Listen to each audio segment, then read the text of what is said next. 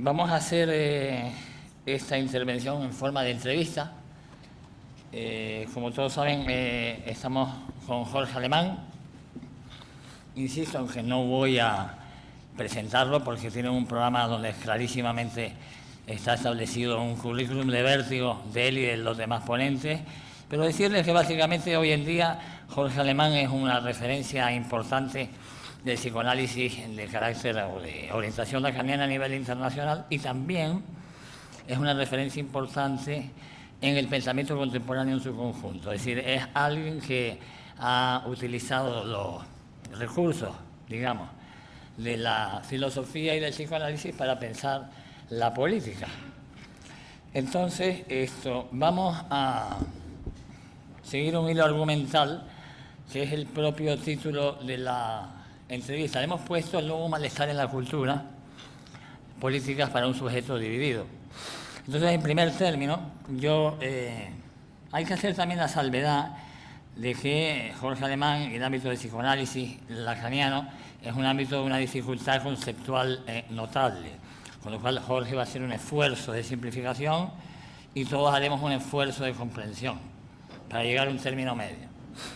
Un cierto pacto, ¿no? La política es un pacto. No, la primera cuestión, porque yo hace 2 sábados, curiosamente, abrí el ABC, porque era sábado, que es cuando trae el suplemento cultural, aclaro, y había un artículo de Eugenio Trías sobre Freud, de una página completa, ¿no? Y me resultó muy curioso. Además, precisamente estaba yo preparando la entrevista con Jorge, y Jorge Alemán es muy amigo de Eugenio Trías, de hecho tienen un libro de conversaciones en común. Y Eugenio Trías decía muchas cosas, pero solamente quiero citar una. Decía: a Sigmund Freud siempre se le quiere superar, pero todas las veces que se intenta suceder lo mismo, se regresa a espacios mentales anteriores a Freud. A mí esto me resultó muy curioso y yo la primera pregunta que te quiero hacer es la siguiente. De la obra El malestar en la cultura, tú hiciste una referencia en uno de tus obras, de tus libros, no me acuerdo porque me los he leído todos, que decía algo así como que Freud hace coincidir la invención psicoanalítica con un pensamiento político nuevo en el malestar de la cultura. Entonces, a la luz o a raíz de eso, lo que te quiero preguntar es exactamente qué significa eso alumbrado por Freud en el malestar de la cultura y en qué sentido lo alumbrado tenía una música o un aire a pensamiento político nuevo.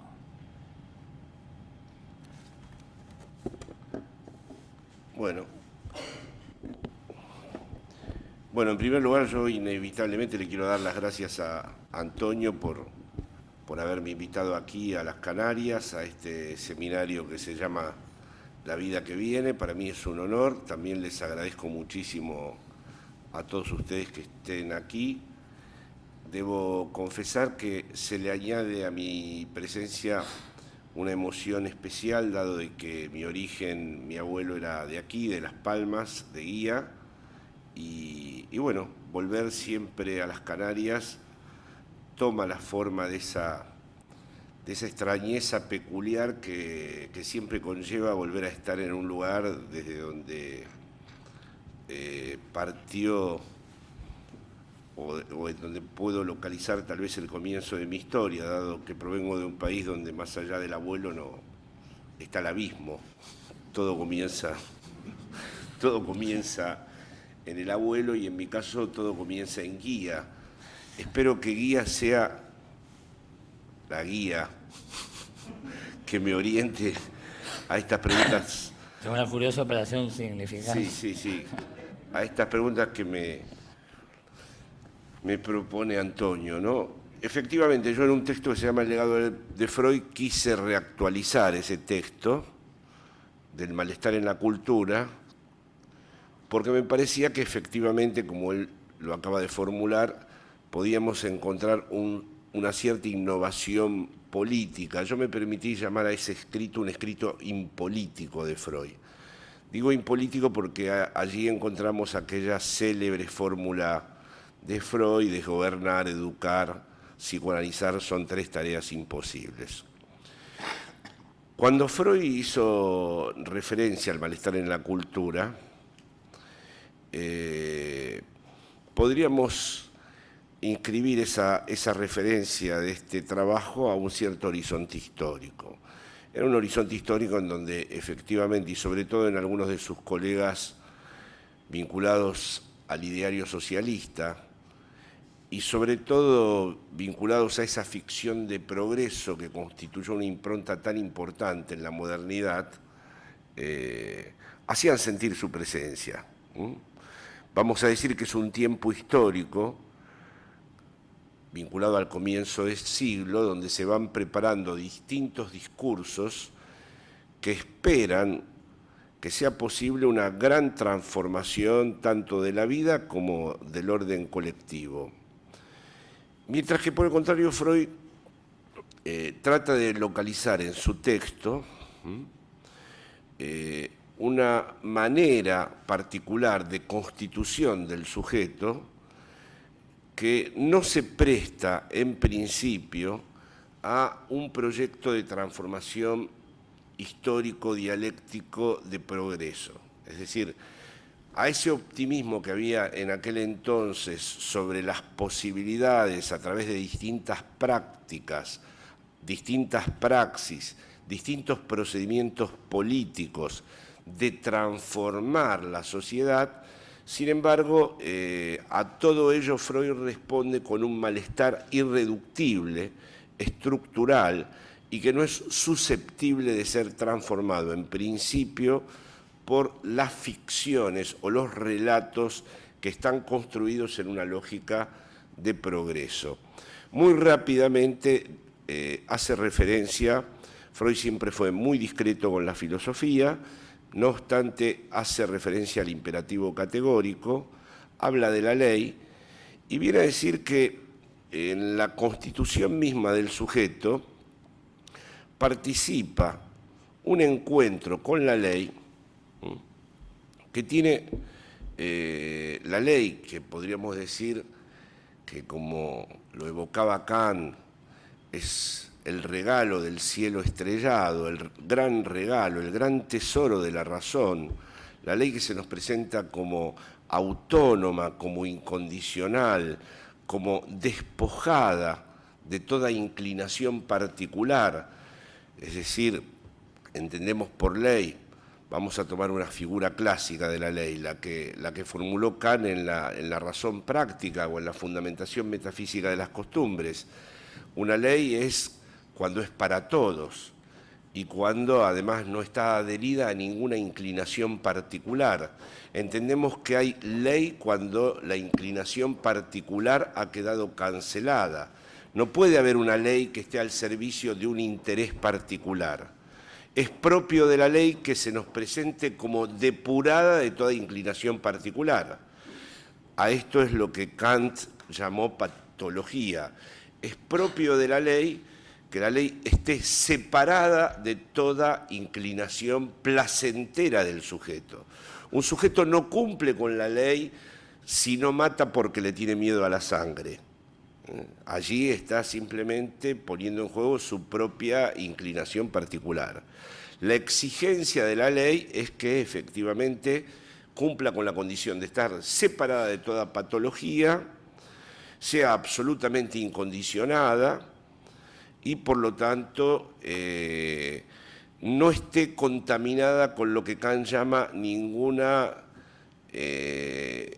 heteronomía, es decir, que se mantenga su carácter incondicional de autonomía y bueno, simplemente con fines didácticos, porque Antonio me dice que tengo pocos minutos, la fórmula más canónica, la que todos ustedes conocen, obra de tal manera que la máxima de tu acción valga para todos los casos, nos explica muy bien que una ley nunca puede estar condicionada por mi interés personal. Sin embargo, cuando Freud examina el masoquismo moral y se interroga por qué tipo de zona erógena nutre al masoquismo moral, descubre que no hay ninguna, a diferencia de otras variantes del masoquismo que podrían comprometer distintas zonas erógenas, el masoquismo moral no afecta a zona erógena alguna, y entonces ahí hay una observación muy sagaz y de un gran valor político, a mi juicio, por parte de Freud. No afecta a ninguna zona erógena porque es la propia conciencia, la propia estructura del sujeto la que ha quedado comprometida por la ley. ¿Y qué descubre en la ley? Que esta ley que Kant deseaba, separada de toda inclinación personal, aislada de toda patología, no susceptible de estar dominada por ninguna inclinación del interés privado, sin embargo es aliada, es un camuflaje, si ustedes me permiten la expresión, es una apariencia de la pulsión de muerte. ¿Por qué ocurre esto? Porque frente a esta ley, y la literatura de Kafka me parece paradigmática al respecto, esta ley es una ley que en su insistencia constituye al sujeto como deudor y culpable. El sujeto nunca da la talla con respecto a la ley.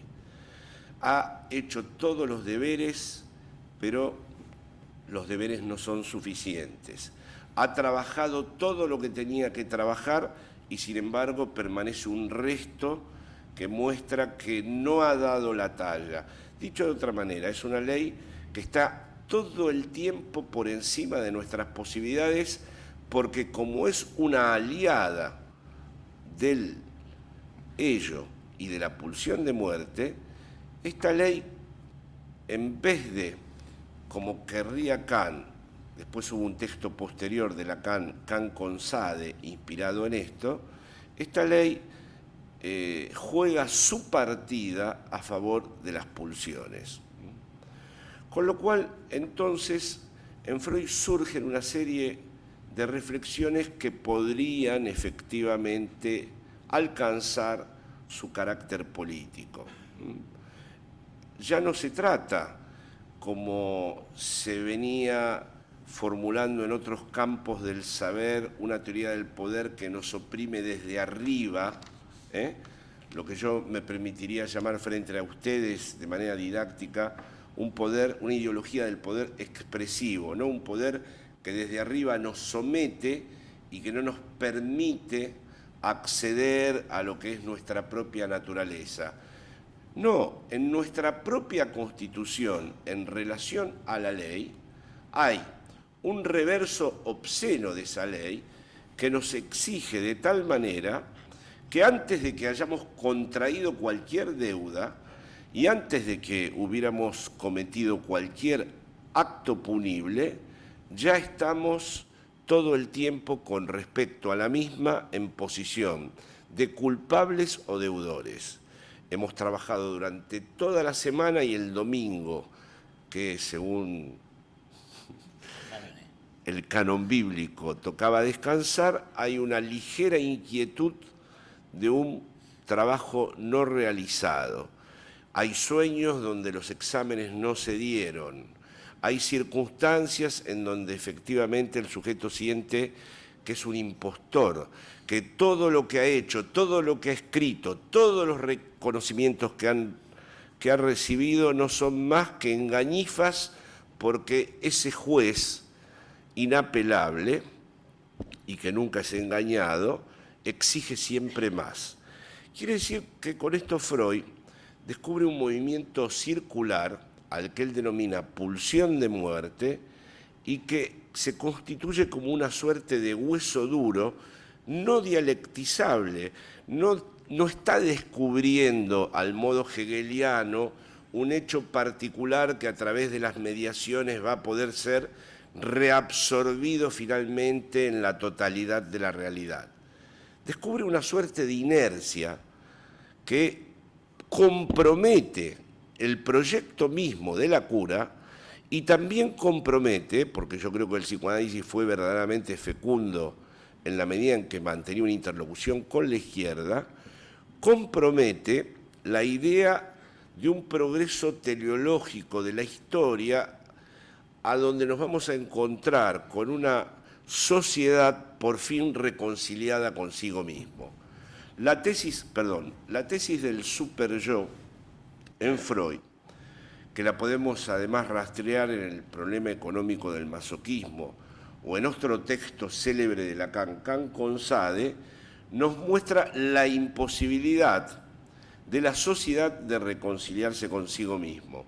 Una vez dicha esta frase, quiero hacerle un especial homenaje a la presencia del profesor Ernesto Laclau, al que admiro profundamente aquí en la sala, y a Chantal Mouffe.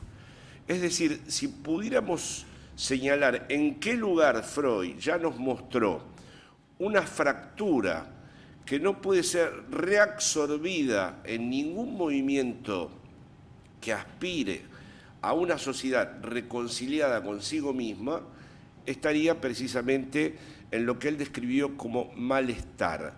Malestar, para decirlo de un modo muy sencillo, no es el malestar episódico u ocasional que sucede en tal o cual momento. Por ejemplo, hay algunos lectores sociológicos que entendieron que se trataba de la sociedad represiva, de la sociedad de aquel entonces, de la sociedad que históricamente sobredeterminaba al texto de Freud. Pero por el contrario, lo que viene a decir Freud es que la ley lo que ordena de verdad es gozar.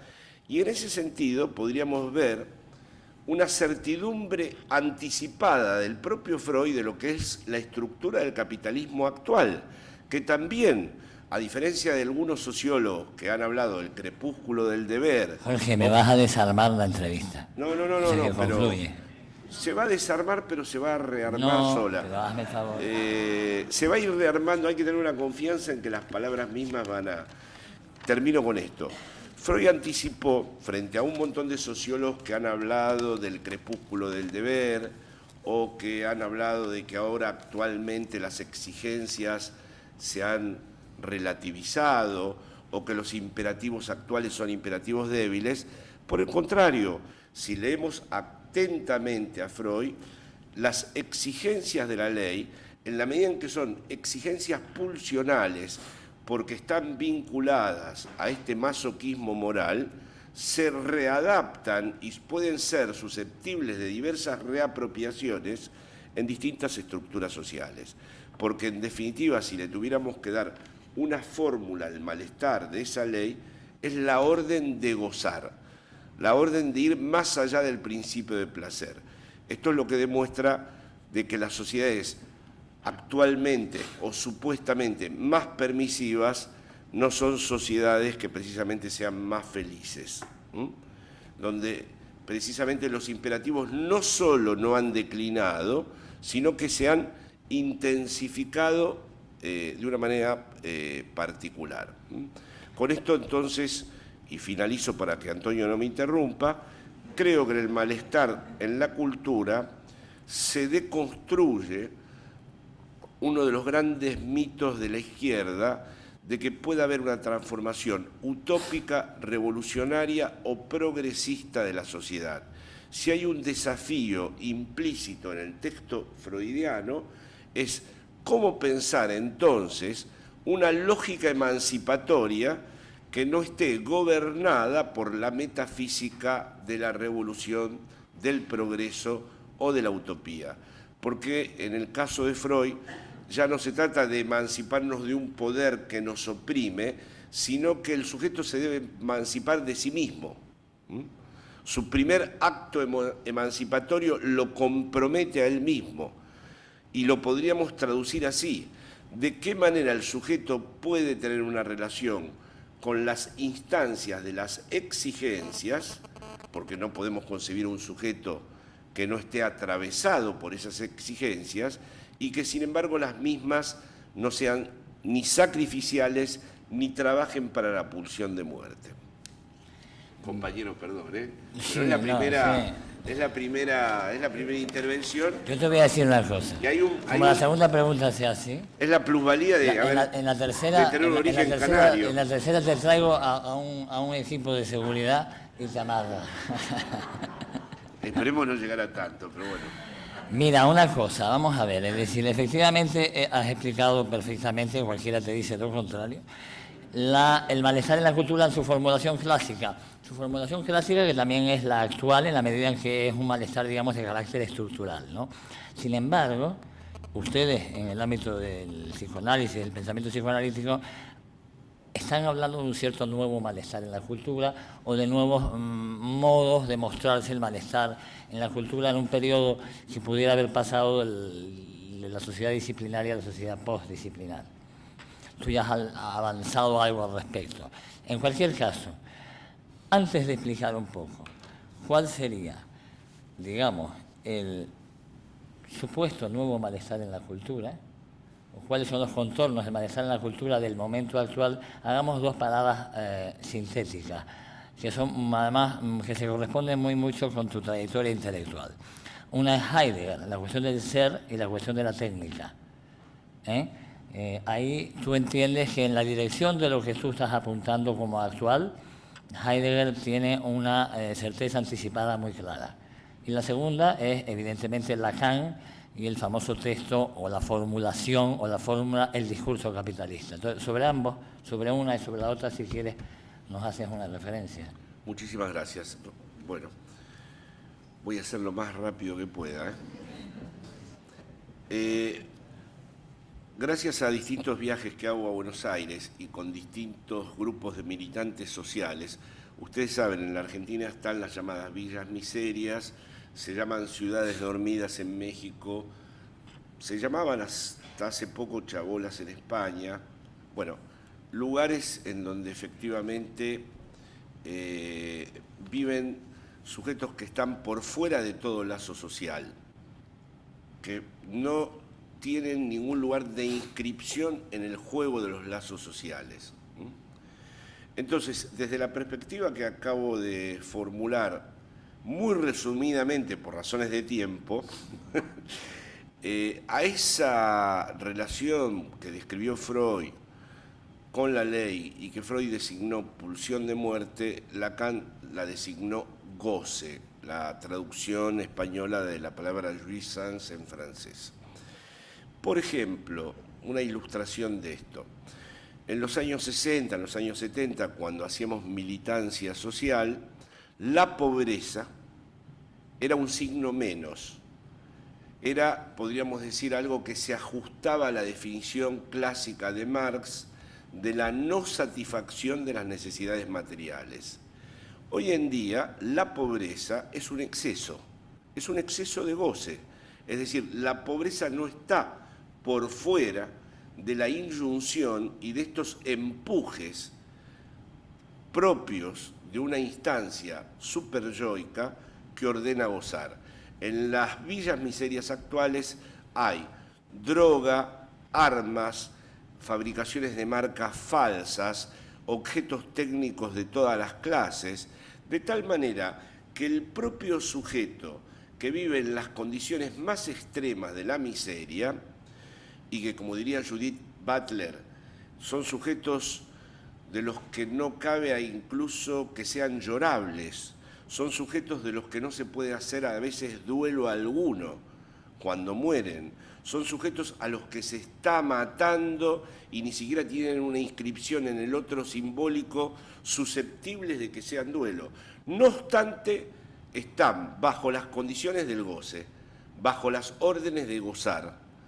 Si tuviera que definir en esta perspectiva la miseria desde un punto de vista lacaniano, sería estar a solas con la pulsión de muerte sin la posibilidad de ningún tipo de articulación simbólica.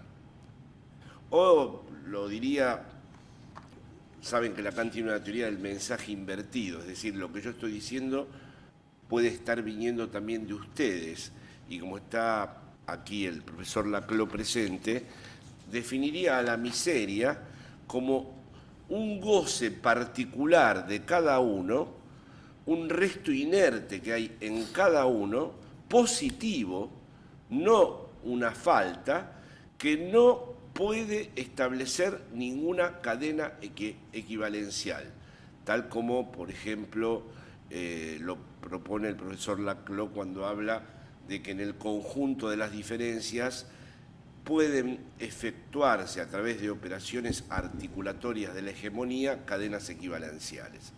Con esto quiero decir que hoy en día hay una metamorfosis de la pobreza y que la descripción que hace Lacan del llamado discurso capitalista, una descripción absolutamente conjetural, porque todo lazo social está referido a un imposible. Hay un gran debate con respecto al discurso capitalista de Lacan. Definición de lazo social quiere decir respuesta a un imposible. La definición de todo vínculo humano es que es un modo de tratar lo imposible. No puede haber vínculo humano si de algún modo ese vínculo no sea una suerte de negociación con respecto a lo que es imposible. Por primera vez Lacan postula, en cambio, un discurso que es exactamente la réplica de la matriz que describió Freud en El malestar en la cultura. Freud había descrito un movimiento circular entre el superyo, la renuncia y la pulsión. Y había descubierto que había una ley que gozaba de la renuncia misma. El sujeto frente a ese tribunal severo renuncia y el tribunal le dice: tu renuncia no es suficiente. Es un superyo glotón, es un superyo al que no le vale renuncia alguna. Ese es un movimiento circular que precisamente le hace obstáculo a toda dialéctica de transformación.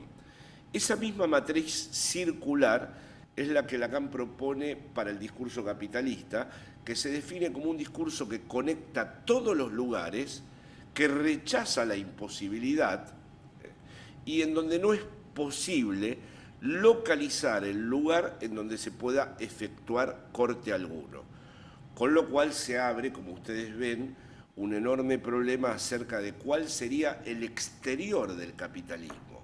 Si se nos presentara de verdad un discurso que ha rechazado la imposibilidad y que conecta todos los lugares y donde no podemos efectuar ningún corte, es ese mismo circuito que Freud describió en El malestar.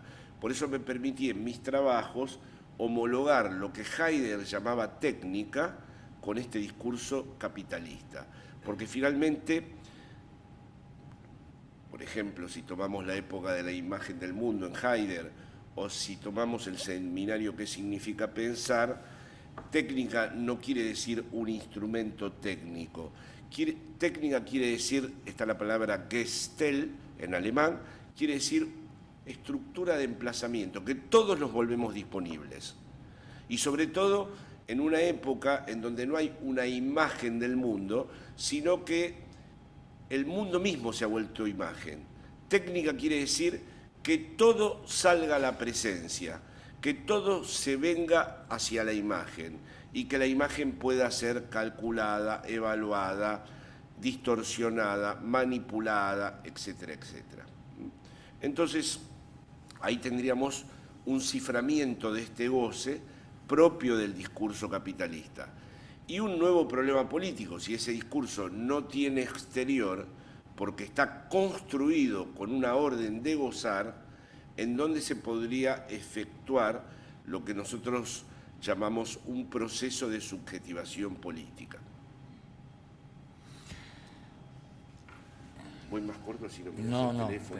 No, estoy intentando llamar para que nos pongan una imagen que falta aquí detrás.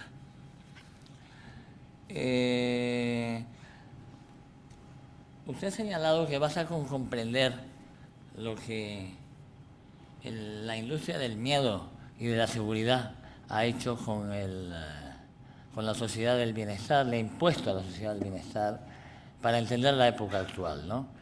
Usted ha señalado en muchísimas ocasiones, en una frase como recurrente, el hecho de que la política se ha convertido en la gestión del miedo. Me gustaría que nos explicara un poco esto.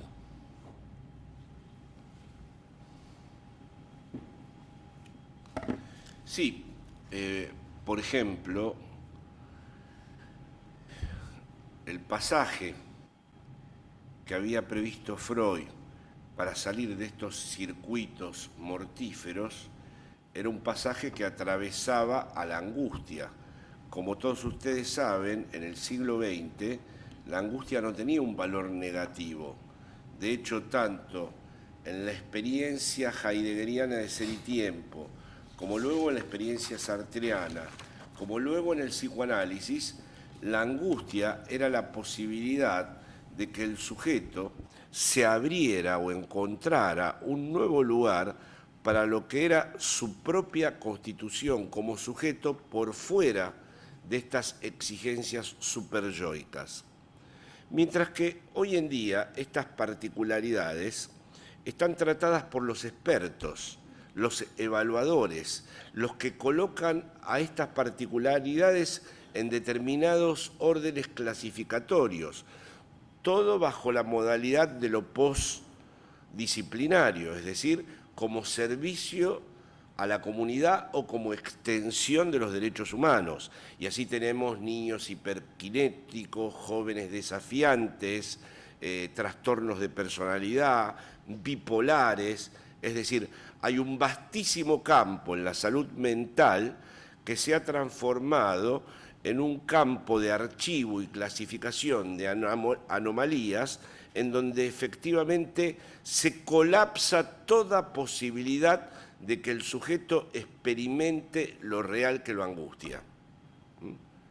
Es decir, la angustia ha quedado sustituida y suplantada por el ataque de pánico, por la depresión generalizada, por el estrés, por la bipolaridad, que son maneras de destruir la implicación del sujeto.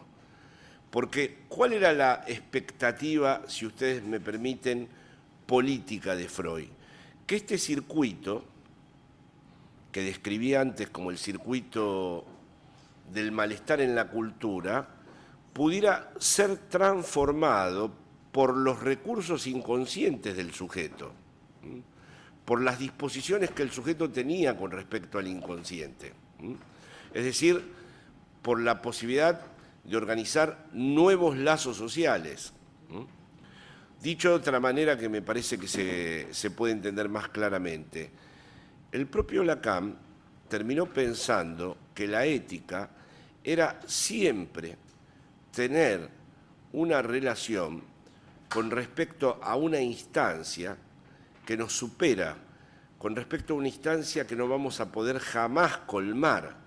Hay ética en la medida en que estamos confrontados a una ética que no podemos colmar. Pero todo el esfuerzo de Lacan era explicar que esa relación ética no tenía que quedar capturada por el circuito mortífero del superyo. Yo creo que las políticas del miedo que ahora Antonio acaba de evocar impiden esta operación. No hay nadie que se sienta interpelado, nadie que se pueda atrever a sentirse interpelado por una instancia que lo supera. El miedo ha sustituido esto por el miedo a lo que puede llegar, y todo lo que puede venir puede ser peor, y todo puede ser mucho más amenazante, y todo puede ser mucho más terrible.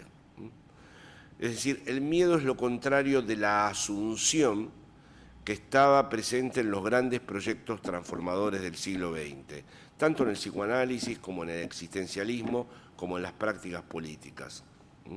El miedo es todo el tiempo la disposición a clausurarse para evitar lo que puede llegar. Y se ve claramente en esta crisis, y me adelanto a una de las preguntas. Esta crisis tendría que haber sido el surgimiento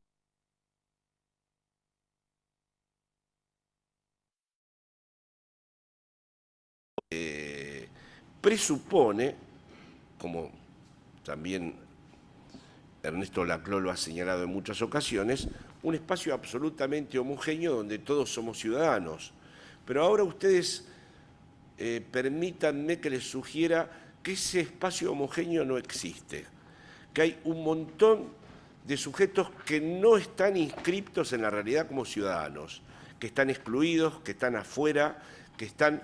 Lacan tenía una gran diferencia entre el resto y la escoria. La escoria es lo que cae, lo que queda afuera de la escena. El resto tiene la capacidad fecunda de ser una causa ausente que reordena toda la estructura simbólica. Bueno, miedo quiere decir que nada funcione como resto y que todo progresivamente vaya funcionando como escoria. El que se quedó afuera, el que se cayó de la escena, el que ya no tiene lugar, el que ya no encuentra sitio, el que ya no tiene inscripción.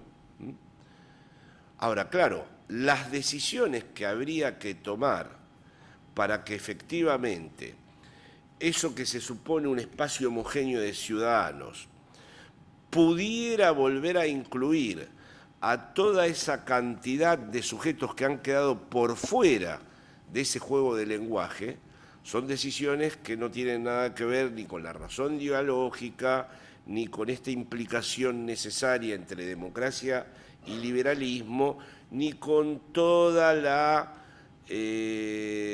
todo el cortejo de opiniones que actualmente son el núcleo último de significación de todos los hechos políticos que atraviesan en este momento a la realidad europea. Y de hecho, cuando aparece un país que dice, bueno, no queremos crecer indefinidamente, porque está demostrado que si crece indefinidamente Estados Unidos, es necesario que haya 5 planetas como la Tierra. Hay una incompatibilidad en ese crecimiento. Bueno, esto no se puede ni siquiera poner en tela de juicio, precisamente por el miedo. Porque de última, el miedo, y vuelvo a mi tesis sobre el super-yo en Freud, es volver a dejar contento a un amo que en algún momento nos va a perdonar. El miedo quiere decir mantener el tiempo indefinido de la promesa. El miedo quiere decir que bueno, que ahora estamos mal, pero que no provoquemos nada porque la promesa continúa. ¿La promesa de qué? ¿Quién ha hecho la promesa? Es una inercia, es una figura inerte que emana de esta lógica superyoica. Otra cuestión, Jorge. Vamos a ver. Hay un tema que a mí me interesa mucho, que es lo siguiente. Tú has insistido en muchas ocasiones en que la derrota, y esta pregunta se la hicimos en el año pasado a Ignacio Ramonet exactamente igual y dio su respuesta. La derrota de la izquierda en el ámbito internacional, la derrota mundial de la izquierda no se produce, por decirlo así, con la caída del muro de Berlín, sino que básicamente es antes, es en los años 70, cuando esa derrota tiene lugar. Y además, dices tú, que respecto de eso, que en primer lugar que eso está por pensar, ¿qué significó? Y que hay una especie de saber impensado, o de, tú dijiste, una especie de conocimiento a sacar. Saber en reserva. Un saber en reserva, eso dijiste, un saber en reserva. Entonces, es un tema importante. ¿Qué saber en reserva tenemos de la derrota mundial de la izquierda en los 70 y por qué se produce en los 70 en primer lugar? Brevemente. Bueno, ahí, si ustedes me permiten, como dije antes, mi abuelo era canario, pero se fue a Argentina, la impronta latinoamericana en este caso no la puedo rehusar. Para mí la URSS ya estaba derrotada hace mucho tiempo, no esperé. Para mí la caída del muro de Berlín no fue la derrota de la izquierda. Ahora, en cambio, los procesos emancipatorios que hubo en muchos lugares del mundo y también en Latinoamérica, a mí me parece que todavía tienen un saber en reserva a descifrar en la medida en que uno sea capaz de leerlos, despojándolos de la metafísica que los dominaba, es decir, despojándolos de la idea hegeliana marxista de que íbamos a acceder a una sociedad reconciliada consigo misma, a una sociedad donde ya no iba a ser necesaria la política, a una sociedad donde todos iban a, por fin, en el desarrollo de todos. Bueno, Lacan mismo, en su espíritu conservador, tiene una frase, en donde en la satisfacción de cada uno íbamos a encontrar la satisfacción de todos. A mí esa emancipación no me interesa. A mí la emancipación que me interesa es aquella en donde la verdadera diferencia emerja de una buena vez. Locos, neuróticos, angustiados, suicidas, gente que no quiere vivir, gente que quiere vivir, gente que desiste, gente que no desiste. Hay una frase de joven de Trotsky que siempre me impresionó: me interesa el socialismo porque ahí comienza la tragedia. Es decir, quisiera una emancipación donde irrumpiera la diferencia y que no fuera esta diferencia triste y mezquina impuesta por el orden jerárquico burgués, porque eso es un insulto a la diferencia absoluta de la que habla Lacan. Es decir, para mí la derrota tiene que ver con aquellos proyectos en donde no estábamos tratando de construir una sociedad. Para nosotros hacía tiempo que había quedado atrás el modelo estalinista. Y quiero sobre esto hacer un hincapié porque tengo que discutir muchas veces esto con mis amigos filósofos. No me interesa la experiencia de lo común como la experiencia de lo homogéneo. La experiencia de lo común me interesa en la medida en que permita que acontezca la verdadera singularidad del sujeto. No me imagino una emancipación en donde ya no haya ni poder, porque efectivamente mi diferencia con Rancière y con Badiou es que ellos, o bien uno esperando cosas sustancializando, según mi gusto, el acontecimiento, el otro la parte que no tiene parte y que no está contabilizada en el conjunto de la población, finalmente a través de distintos procedimientos retóricos eligen una vía de sustracción y eluden el momento de la construcción política.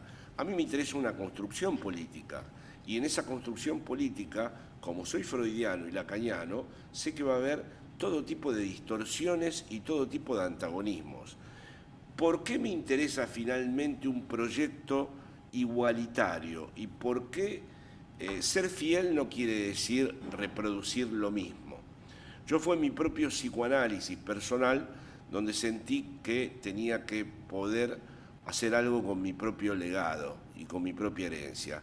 Y entonces diría que por lo que me interesa la emancipación es porque querría pensar la posibilidad de un tipo de sociedad, imposible por otro lado, pero en donde hubiera un juego de lo social, donde las diferencias, las que realmente hacen a cada sujeto, irrumpan con toda su fuerza. O sea que para mí lo común es lo contrario de lo homogéneo. Y la igualdad misma es lo contrario del homogéneo. Digo esto porque en muchos debates, con los intelectuales incluso progresistas de corte liberal, cada vez que uno habla de esto, inmediatamente le endilgan a uno que uno está soñando con un proyecto homogeneizante en donde se borraran todas las singularidades. Pero como mi punto de partida ha sido el sujeto, ¿no? Mi manera de entrar, vamos a decir, al problema político es a través del sujeto, ¿no? A mí me interesaría concebir un proyecto de emancipación en donde efectivamente lo que Lacan llama la diferencia absoluta y por lo tanto irrepresentable, no lo diferente, como diría Heidegger. Heidegger, ustedes saben que ha establecido en muchos casos lo diferente óntico de la diferencia ontológica. Sueño con una emancipación, si ustedes me permiten la expresión, en donde la diferencia ontológica por fin haga de las suyas. Bueno, de hecho, en uno de sus últimos textos, que se llama Para una izquierda lacaniana, no solamente frente a un montón de tendencias antiesencialistas en el ámbito de la filosofía, que básicamente hacen todo tipo de contorsiones para intentar incorporar el problema de la subjetividad al orden de la acción política y sin embargo se quedan a la espera de un acontecimiento por venir, ustedes o tú, Chantal Mouffe y Ernesto Laclau son posiblemente las excepciones. Tú, sin embargo, haces una apuesta por la construcción política, pero además estableces una propuesta concreta de construcción política. Hablas de una especie de nudo borromeano vayamos a decir una tríada, que es más fácil, una especie de pata con tres partes: el Estado, los movimientos sociales y la propia operación de la construcción política, que sería siempre una construcción necesaria pero imposible, contingente y demás, ¿no? ¿Es correcto así formulado? Sí. Es decir, que estás por ejercer que hay que ejercer el poder, hay que tomar decisiones, hay que gestionar. Sí, bueno, ahora he tenido la oportunidad con dos amigos filósofos en Madrid de dar un seminario sobre Rancière, Badiou, Laclos y Zizek. Bueno, sí, a mí me parece que hay una coartada universitaria, cuando digo universitaria con todo mi respeto, porque es ahí donde...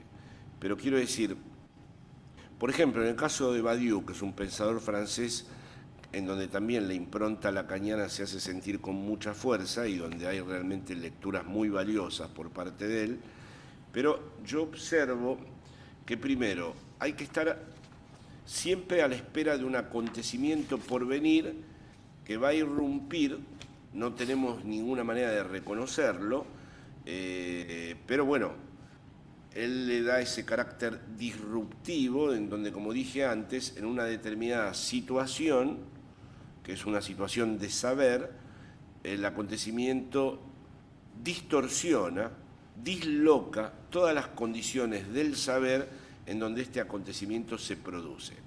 Esto es una transposición de la teoría de Lacan, de la oposición verdad-saber, que a la vez también Heidegger había formulado como tal. A partir de allí se trata de ser fiel al acontecimiento. Es decir, una vez que este acontecimiento se postula, surge el sujeto, en esto estamos de acuerdo, no hay un sujeto previo, reflexivo, que a través de una toma de conciencia decide cuál es el acontecimiento, sino que el sujeto es un hijo del acontecimiento, al sujeto lo constituye el acontecimiento.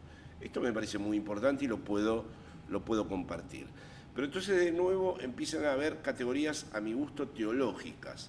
Se trata de ser fiel al acontecimiento y se trata además de ser un inmortal, porque el que es fiel al acontecimiento es inmortal. No creo que sea una casualidad que una de las maneras que tuvo Badiou de desplegar las consecuencias de su teoría fue ese famoso libro de San Pablo, el fundador del universalismo. ¿Qué es lo que ocurre? Veo como una fascinación por el acontecimiento que después lo lleva a que todo lo que ocurra ya sea una especie de un sucedáneo que no es el acontecimiento que se esperaba y en donde además aparece como una especie de gran radicalismo teórico que luego se escandaliza. Por ejemplo, el propio Badiou a mí me dijo que Evo Morales le parecía lo mismo que Sarkozy. Bueno, no puedo pensarlo así, pero claro, como en el fondo tal vez el acontecimiento sea Evo Morales,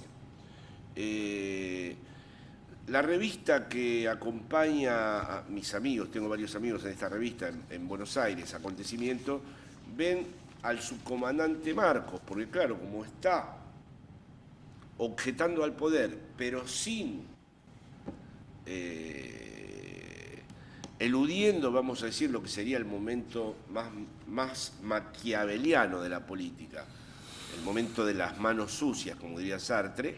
Bueno, entonces siempre es una instancia, vamos a decir, platónica, en donde el acontecimiento per se irrumpe de tal manera que construye a sujetos fieles, pero en donde no vemos verdaderamente las consecuencias políticas, ¿no?, en un proyecto de lo que puede ser esa relación con el acontecimiento. En cierta forma, el reverso de todo eso es el propio Rancière, que en un gran texto, en donde habla de la parte que no está contada en el pueblo, porque el pueblo no es la población está censada, contabilizada, y Rancière hace referencia a un pueblo que no está nunca contabilizado. Esta idea la podemos compartir y es un poco también lo que Laclos llama la plebs. Bueno, pero para resolver este tema, Rancière, rastreando sus lecturas griegas, propone el sorteo. Dice que para poder estar en correspondencia con el momento igualitario, ¿no? Habría que aceptar, están los que tienen títulos para gobernar porque nacieron en buenas familias, están los que tienen títulos para gobernar porque son los que saben, están los que tienen títulos para gobernar porque son los fuertes. Rancière dice, solo puede haber política igualitaria si estén también los que no tienen título para gobernar y que gobiernen ellos. ¿Y cómo? A través del sorteo. Y hay una ironía en Rancière. Dice, las cosas no irían peor si se hicieran por sorteo. Bueno, es una posibilidad, ¿no? Probablemente también podríamos pensar encuentros amorosos también sorteados, ¿eh? También podríamos pensar cómo sería la vida de todos nosotros si en vez de nuestras elecciones fueran sorteadas. Bueno, estas teorías, lo mismo Badiou tiene que declarar axiomáticamente la igualdad. Claro, todo ser humano es igual a otro ser humano y lo postulamos por la vía de un axioma. ¿Sí? Todo ser humano es igual a otro ser humano, ¿no? Y es verdad que nunca vemos cumplir esto, porque lo que vemos todo el tiempo es víctimas que se quejan de no ser tratadas igualitariamente. Pero declarar axiomáticamente la igualdad es precisamente renunciar a construir con la igualdad una hegemonía. Entonces sí, en esto, así como creo que Lacan nunca solo se interesó por lo real, sino por construir una clínica de lo real, por un saber hacer ahí con lo real, a mí me interesa qué es el saber hacer ahí con lo imposible. ¿Qué es saber hacer? Es decir, la sociedad es imposible. No va a haber nunca un para todos que nos reabsorba a todos en un gran encuentro colectivo. No va a haber nunca una sociedad en donde todos estemos articulados y donde cada uno se sienta reconocido en su diferencia. Hay una imposibilidad estructural, como ya lo determinó Freud desde el comienzo en su texto. Pero lo que vuelve desafiante entonces ser de izquierda es precisamente que si uno sabe que la sociedad no se va a reconciliar nunca consigo misma, que puede caer el opresor pero no la opresión, que además cada sujeto tiene su propia manera de gozar y es incompatible con la del otro, que a la vez cada sujeto tiene sus propias elecciones sexuales, que no tienen por qué ser intercambiables con las del otro, que además en cada sujeto habitan lógicas amorosas que no pueden ser ni planificadas ni compartibles con el otro. ¿Cómo puede uno, sabiendo todo esto, seguir siendo de izquierda? Esa fue mi pregunta con la izquierda lacaniana. Porque claro, es muy fácil ser de izquierda pensando nos reencontraremos todos, todos seremos equivalentes, las diferencias se borraron. Pero si la diferencia es originariamente más importante que la equivalencia, ¿cómo sin embargo podemos inventar lazos con nuestras diferencias? Esto es por lo menos lo que me desvela a mí desde joven mantengo una relación doble con el psicoanálisis y la política. Bueno, vamos a acabar con una pregunta, algo referido a la expresión políticas para un sujeto dividido, que fue el término que utilizaste para la formulación de la entrevista, ¿no? El nuevo manejar en la cultura políticas para un sujeto dividido. Evidentemente a un filósofo no se trata de preguntarle cómo vamos a organizar un programa político, no sé cómo se van a gestionar los hospitales, pero sí quiero que me des, digamos, dos indicaciones respecto de dos ámbitos, que son la educación y el trabajo. Es decir, ¿qué significa hoy en día o qué significación, o cómo podemos hacer con el dictamen freudiano de que enseñar es imposible, es una tarea imposible? Y en segundo lugar, ¿qué significación tiene o va a tener, a tu juicio, el trabajo en los próximos 20 o 30 años? La función del trabajo. en un momento que tenemos pues 5 millones de parados en España. Bueno, esto ya... No, pero son simplemente dos indicaciones respecto de la función del trabajo y de cómo nos hacemos cargo en la actualidad de la expresión enseñar es imposible. Una primera cuestión en Freud. ¿Cómo puedo responder por qué Freud pensó que enseñar es imposible? Cuando Freud dice eso, no dice hay que dejar de enseñar. Por supuesto, el imposible siempre es un motor, ¿no? Me gustaría dejar claro en la sala que cuando algo se declara como imposible es la verdadera razón para hacerlo, ¿eh? Es decir, hay un cambio semántico. Sé que cuando se dice imposible es no lo hagas. Aquí, en este caso, es porque es imposible que lo tenemos que hacer, ¿eh? Esta es la primera cuestión. Para Freud era imposible porque la educación, Freud en todos sus textos había descubierto que la ley estaba construida para todos. Leyes educativas, leyes jurídicas, leyes sociales. Hay un vicio de origen en la ley, que es que está construida en la lógica del para todos. Quiere decir que la ley está preparada siempre para rechazar lo singular. Quiere decir que en cada niño, cada uno que va a aprender, hay algo singular que se debe ajustar al para todos. ¿Qué es lo que hay de singular en cada uno y que se debe ajustar para todos? El encuentro con la lengua, ¿eh? Si hay algo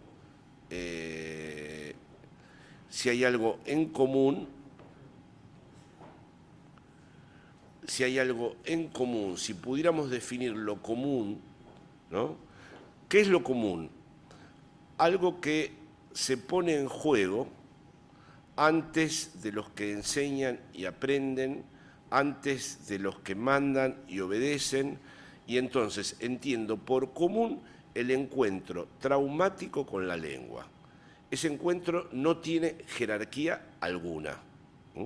Entonces, cuando Freud dice educar es imposible, es el hecho de que en el encuentro de cada uno con la lengua, la manera en que el aluvión de la lengua se nos cayó encima a cada uno, eso que es absolutamente singular y solitario, es precisamente lo común. Es lo común porque no puede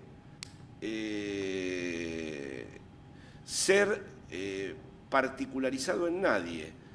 Para cada ser mortal, parlante y sexuado hay un encuentro con la lengua. Permítanme decirles o evocarles que Lacan, que es una de mis disciplinas, escribe la lengua todo junto para no hablar de la lingüística, construye un neologismo, ¿eh? Entonces, cualquier lingüista que haya avisorado este momento de lo común queda golpeado por la dimensión emancipatoria, porque quiere decir que si tuviéramos que decir dónde está el comunismo,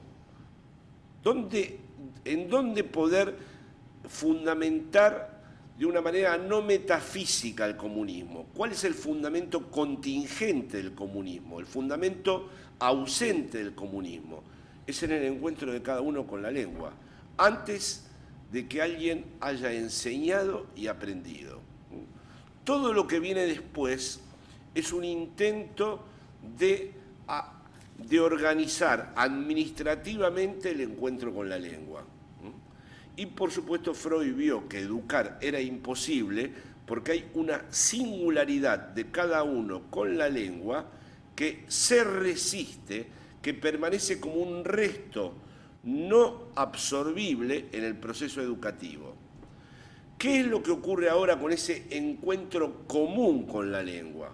Se lo vuelve una anomalía privada y se la entrega a los expertos, a los evaluadores, a los que estudian las imperfecciones que puede haber en el aprendizaje, los trastornos del aprendizaje, etcétera, etcétera.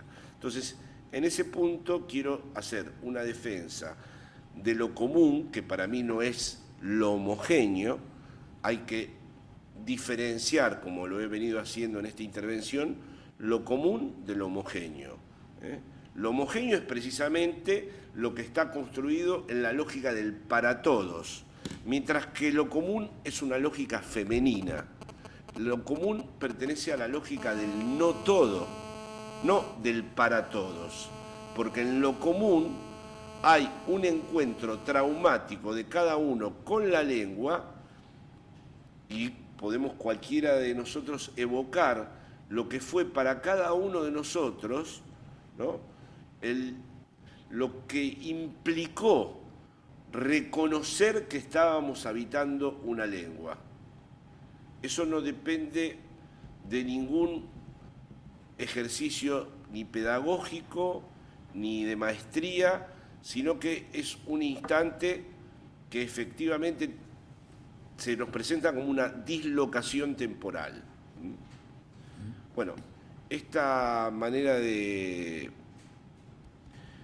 habitar la lengua de una manera singular es, sin embargo, el único soporte con el que nos podemos encontrar para pensar lo común fuera de la metafísica de lo común que se realiza a través de un proceso en donde lo común va hacia la totalidad. Entonces, en ese sentido, para mí, no respondo totalmente. La autoayuda es horrible.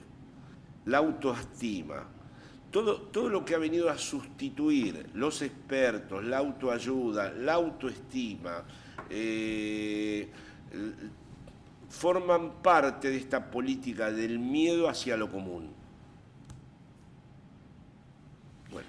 Muy bien, Jorge, perfecto. Vamos a ver, vamos a tener un tiempo mínimo muy corto, que son las 9:15, de coloquio. Entonces, lo que sí les ruego es, a pesar de la complejidad del asunto, intervenciones hiperbreves, porque a las 9:30 en punto cortamos y nos vamos a cenar todos. Entonces, perdón. Una cosa, antes se me adelantó Jorge Alemán a saludar a Chantal Mouffe y Ernesto Laclau. Ahora me adelanto yo y quiero saludar a Yanni Bátimo, que acaba de llegar a la sala y que interviene mañana, con lo cual, pues nada, pasamos al turno de preguntas. Bueno, voy a ser muy rápida. Es sobre la cuestión del uso del discurso capitalista. Te hago la pregunta. Yo creo que el discurso capitalista, como lo presenta Lacan, es muy interesante. Más alto. Pero creo que es demasiado abstracto para el análisis de lo social. Porque en lo social no hay discurso capitalista que no esté acompañado con el uso de otros discursos.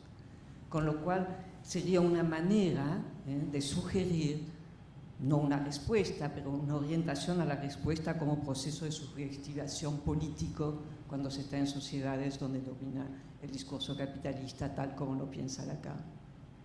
Que por otra parte lo pone bajo el todos, no el no todo, pues que dice todos proletarios. Hay algo que es un poco antilacaniano en la misma manera en que él lo sitúa. Estoy de acuerdo con eso. A mí me parece que hay que captar la construcción de Lacan, que él denomina discurso capitalista, como una conjetura y que, como bien dices tú, ponerla en juego con otros discursos, porque, por ejemplo, si yo me tuviera que definir en mi texto, cuando me pregunto por qué soy de izquierda todavía, es porque sigo obstinadamente pensando que el capitalismo es una realidad histórica contingente. Rechazo la idea de eternidad para el capitalismo. Le confiero a la palabra eternidad otras dimensiones de la experiencia humana, pero no al capitalismo. ¿Alguna otra cuestión? El señor. En las dos preguntas que se hicieron al final... Un poco más alto, si es tan amable. El hablar del papel del trabajo y de los 5 millones de parados también. Yo añado una pregunta que es el papel de la utopía en todo esto. ¿Utopía? La utopía. ¿Dónde queda? La pregunta es, ¿dónde queda la utopía en todo esto? La utopía en todo esto. Bueno, está muy bien esta pregunta y permíteme decir dos cosas, ¿no? Primero, el problema este del trabajo no es un problema como lo trata Europa, como si fuera un problema técnico, como si fuera un problema que tiene que ver estrictamente con los procedimientos financieros de la banca, del gasto público, y como si no hubiera ninguna determinación política. Hay procesos latinoamericanos que, como no están regidos por este circuito, no quiero ser injusto con Habermas, pero no están regidos por este circuito de razones dialógicas, deliberativas, donde los iguales toman determinaciones y todos son ciudadanos, como me dicen mis propios amigos del Partido Socialista Español, que me dicen los ciudadanos. Yo digo, bueno, pero ya estamos en una situación donde no todos son ciudadanos. Al ciudadano habría que inventarlo. Entonces, ahí evoco, con mucho pudor, porque está el profesor Bátimo aquí adelante, al que también admiro mucho, evoco la idea del paso atrás de Heidegger. Es decir, este crecimiento ilimitado del capitalismo conlleva necesariamente como efecto estructural la desaparición del trabajo. Es decir, no va a haber una rectificación o una reintegración de eso en el marco del desarrollo del capitalismo con su crecimiento indefinido. Es decir, exige una reformulación de lo común. Por eso estos problemas que parecen alejados de la política práctica, a mí me parecen muy determinantes. Es decir, si se volviera a discutir qué es el ser con los otros, y pienso que hay distintos discursos que deberían renovar seriamente lo que es un debate acerca de qué es ser con los otros, descubriríamos que el problema del desempleo no es un problema de orden técnico, es una decisión que fue tomada. Y bueno, Freud tiene una frase, me voy a permitir evocarla, ¿no? En El malestar en la cultura, él se pregunta, ¿por qué hay civilizaciones que provocando tal grado de insatisfacción, no resolviendo ninguna necesidad y contagiando a todo el mundo con exigencias insoportables, permanecen durante siglos? Y la respuesta de Freud no es ni los aparatos ideológicos del Estado, ni las sociedades disciplinarias al modo de Foucault, sino el masoquismo moral. Es decir, Freud ve más la clave en el fantasma de pegan a un niño como un es una fantasía famosa que analiza Freud de masoquismo, como ese tiempo subjetivo en donde el sujeto queda rehén de un campo de promesas para poder ser bueno para el otro, ¿no? La necesidad del sujeto de ser legitimado por el otro, la necesidad del sujeto de ser reconocido por el otro, es el gran juego sádico del superyo, ¿eh? La idea de que hay un otro que nos tiene que legitimar. Sé que esto puede parecer muy alejado, pero hay sociedades que están empezando a inventar, sociedades latinoamericanas, que están empezando a inventar nuevas formas del ser con los otros y que ya no están atrapadas en la teleología marxista de una historia que progresaba inexorablemente hacia el socialismo, sino que están tratando de inventar un modo de organizar a las comunidades sin la presión de las corporaciones que inevitablemente llevan en sus procedimientos de optimización, rentabilización, a esto que usted llama la pregunta de Antonio, la gran cantidad de parados. Y luego permítame decir que la palabra utopía no me parece muy adecuada, muy pertinente, ¿no? Yo creo que sería mejor no ser utópicos. Como dije al comienzo, para mí, una sociedad igualitaria o una sociedad donde lo común se ponga en juego tendría que ser una sociedad donde por fin puede irrumpir la tragedia humana sin necesidad de las diferencias burguesas. Es decir, yo no imagino al comunismo donde todos estén felices, sino donde cada uno practique la infelicidad que quiera. Que cada uno practique la infelicidad de ser parlante, sexuado y mortal como pueda, ¿no? Y que mientras tanto, de esta manera, la verdadera diferencia está interrumpida por las jerarquías. Para mí, las jerarquías de la sociedad burguesa son un insulto a la diferencia absoluta, o en términos de Heidegger, un insulto a la diferencia ontológica. ¿Alguna otra cuestión? ¿Alguna otra cosa? Bueno, pues nada, Jorge Alemán, muchísimas gracias por la entrevista.